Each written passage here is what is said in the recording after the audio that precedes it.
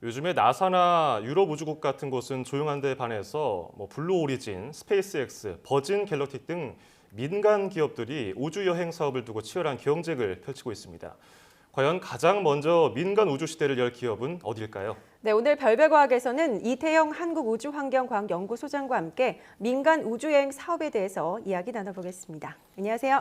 네, 안녕하십니까. 네, 자 미국의 스페이스X가 세계 최초로 네네. 재활용 로켓을 발사하는 데 성공을 했거든요. 네, 그렇습니다. 이번 성공 어떤 의미를 가지고 있다고 볼 수 있을까요? 네, 스페이스X는 아이언맨의 주인공이라고 알려져 있죠. 앨런 머스크가 만든 그런 회사인데요. 네. 2015년부터 이 로켓을 회수하는 로켓을 발사하는 거 보면 제일 크고 무거운 것이 이제 1단 로켓이거든요.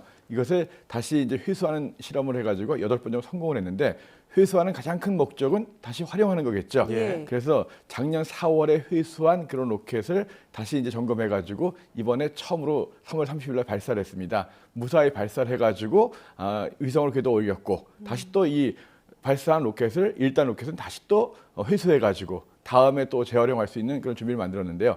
제일 문제는 이제 중요한 것은 이제 결국 경비를 절약하는 거죠. 1단 로켓을 갖다가 재활용하게 된다면 전체 로켓 비용을 발사 비용을 한 10분의 1까지 줄일 수 있다. 그러니까 현재로는 이 팰컨 9이라고 하는 로켓을 발사하는데 약 한 700억 원 정도 들어갑니다. 우리나라 돈으로. 근데 이것을 최대 절약하면 70억 원 정도로. 이야, 그러니까 단위가 확 확 줄어드니까 줄죠. 이게 그러니까 그만큼 우주를 상업적으로 이용할 수 있는 발판이 만들어지는 거죠. 예. 결국 경제적으로 이제 활용하게 되니까. 그래서 그 동안에는 이 스페이스X가 이제 회수만 했는데 드디어 이 회수한 거를 다시 재활용해가지고 발사하는 데 성공을 했다. 그리고 이 로켓 같은 경우에는 이번에 이제 그 지구 정지궤도 거의 36,000km 정도까지 위성을 올린 거거든요. 그러니까 굉장히 우주 산업 전체적으로 큰 일대 혁명을 가져올 수 있는 그런 중대한 사건이었다. 앨런 머스크는 그렇게 주장하고 있습니다. 예, 네네. 앨런 머스크가 아주 그냥 감동에 찬 그렇죠. 인터뷰를 했더라고요. 그래서 우주 비행의 일대 혁명이다. 이렇게 얘기하고 있습니다. 1단 로켓이 가장 아랫 부분이죠. 그렇죠, 그 그렇죠. 연료 뿜는 쫙 그렇죠. 하고 불꽃 액체로 뿜는. 해가지고 가장 크고 무거운 거죠. 이제 다른 기업들도 야 이게 스페이스X도 했는데 우리 기업도 못할 테냐, 못할 쏘냐 이렇게 하면서 네네. 또 개발할 것 같은데요. 근데 사실은 그 좀 더 먼저 했던 기업은 있습니다. 그 블루 오리진이라고 해가지고 그 아마존의 CEO 제프 베조스가 만든 블루 오리진에서는 이 스페이스X보다 한 달 먼저 2015년 11월에 먼저 로켓 회수 실험에 성공을 했어요. 근데 기본적으로 회수 실험을 성공해가지고 5번 정도 작년 10월까지 발사에 성공을 했는데 급이 틀려요. 그러니까 이제 블루 오리진에서 했던 것 자체는 뭐냐면 예. 길이가 한 25m밖에 안 되는 작은 거네요. 그래서 이제 우리가 미사일로 친다면 요거 한 중거리 미사일. 그러니까 스페이스X는 대륙간 탄도 미사일 정도로. 어허. 그러니까 뭐 지구 정지궤도까지 올릴 수 있는 큰 위성이고 예. 이 팰컨 9 스페이스X 거는 길이가 한 90m쯤 되는데 이 블루 오리진 거는 한 25m밖에 안 되는 자그마한 거예요. 그러니까 소형 로켓을 재활용하는 거는 블루 오리진이 좀 더 앞섰는데 실제로는 전체로 규모로 본다면 제대로 이제 상업적으로 이용할 수 있는 것은 스페이스X가 좀 더 앞섰다 이렇게 볼 수 있겠습니다. 네네. 스페이스X랑 블루 오리진이 지금 우주 경쟁 아주 치열하게 펼치고 있는 것 네네. 같은데요. 네네. 민간 우주여행 계획이 어떻게 진행 중인지 궁금한데 네. 먼저 스페이스X가 내년에 네네. 관광객 2명 보내겠다라는 계획 발표하지 않았습니까? 그렇죠. 이제 스페이스X 같은 경우에 앨런 머스크는 결국 꿈이 화성까지 가는 겁니다. 그래서 이제 이 2002년에 이 스페이스X를 만들고 그다음에 2003년에 전기 자동차 회사 테슬라를 만들고 2006년에 태양광 에너지 만드는 솔라시티를 만들고 다 이게 화성에서 할 수 있는 거예요. 화성에는 뭐 휘발유 같은 거 없을 거 아니에요. 그러니까 화성에서 태양광 발전을 하고 거기서 전기 자동차 활용하고 사람을 보내겠다. 그래서 화성에 식민지를 만들겠다는 게 이 최고의 이제 앨런 머스크의 그 꿈인데요. 그래서 내년에 최초로 이 달에 관광객을 보내겠다. 2명을. 그래서 이미 2명을 선정해가지고 신체 검사를 하고 있어요. 그래서 내년에 달까지 갔다 오는 거니까 여태까지 인간이 지구 궤도를 벗어나서 달까지 간 거는 1972년 12월이 마지막이었거든요. 72년 이후에 없었습니다. 40년 동안. 그래서 이 앨런 머스크가 하는 스페이스X는 지구 궤도를 넘어서서 단순히 우주 관광이 아니라 달에까지 갔다 오는 그 다음은 당연히 달에 착륙을 할 거고 그 다음 목표로 화성까지 가겠죠. 그래서 일단은 스페이스X가 좀 더 앞서고 있는데 내년에 이제 달에 2명을 보내겠다 이렇게 발표를 하고 있습니다. 예. 네네.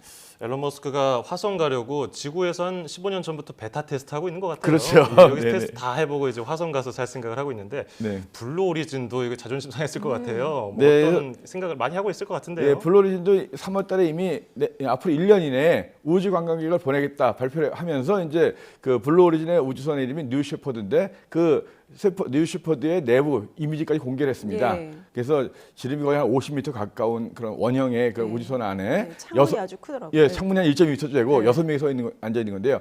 이 우주선을 이용해서 1년 이내에 우주로 관광객을 보내겠다 하는 건데 이미 뭐 첫 번째 우주 관광객은 선발이 돼가지고 예. 뭐 훈련시키고 있다 이런 이야기도 있습니다. 그래서 이 블루오리진 같은 경우에는 100km 정도 올라가가지고 우주 무중력을 잠깐 체험하고 다시 내려오는 거거든요. 그래서 블루오리진 같은 경우에는 총 우주 여행 기간, 그러니까 이 관광하는 시간이 출발부터 착륙까지 한 2시간 정도 걸릴 거고. 아. 근데 이제 뭐 스페이스X는 달에 갔다 오려면 꽤 며칠 걸리겠죠. 네네.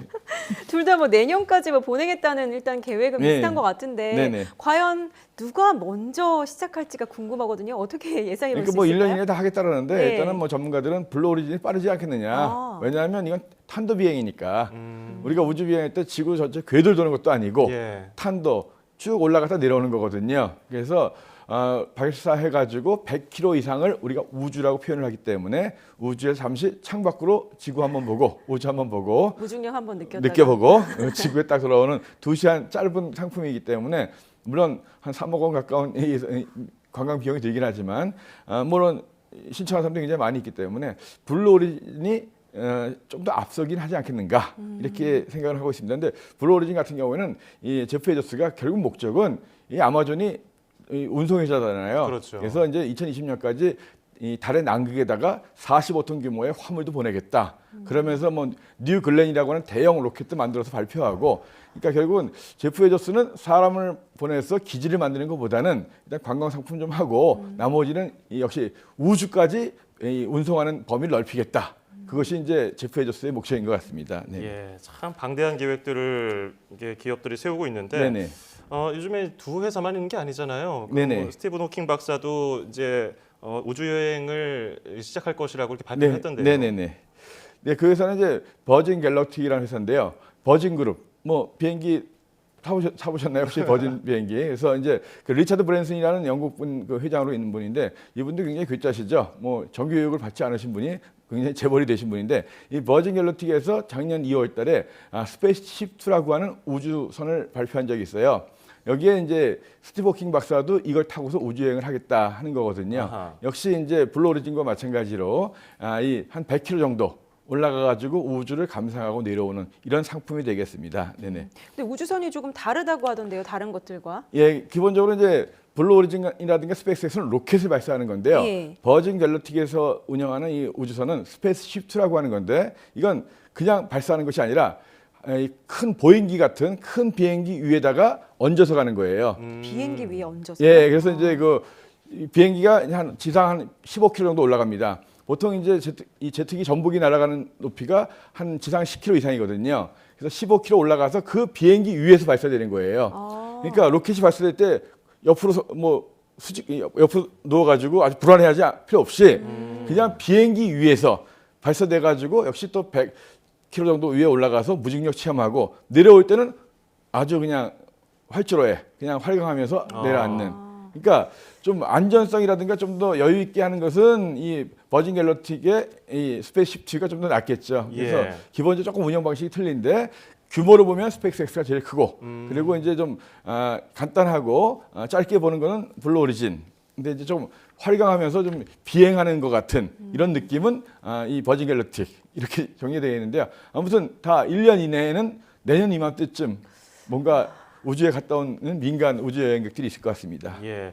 그 좀 입맛에 따라서 좀 네. 모험적인 게 필요한 분들은 뭐 스페이스X나 블루오리진 같은 거 타면 되겠고 네네. 좀 무서우신 분들은 이 버진 갤럭틱 타시면 될 것 같아요. 돈도 문제죠. 이제 스페이스X 살려면 머리 가기 때문에 뭐 몇억 원까지는 안 되고 최소한 몇백억 이상은 들어갈 것 먼 같습니다. 훗날에는 이제 너 우주 한번 갔다 와봤어? 나 갔다 왔는데 이런 거 그러니까요. 자랑하는 날도 오겠네요. 네, 예, 그렇습니다. 그런 날을 기대하면서 오늘 마무리하죠. 건강히 사십시오. 네. 자, 지금까지 이태영 한국우주환경과학연구소장과 함께했습니다. 오늘 잘 들었습니다. 고맙습니다. 네, 고맙습니다.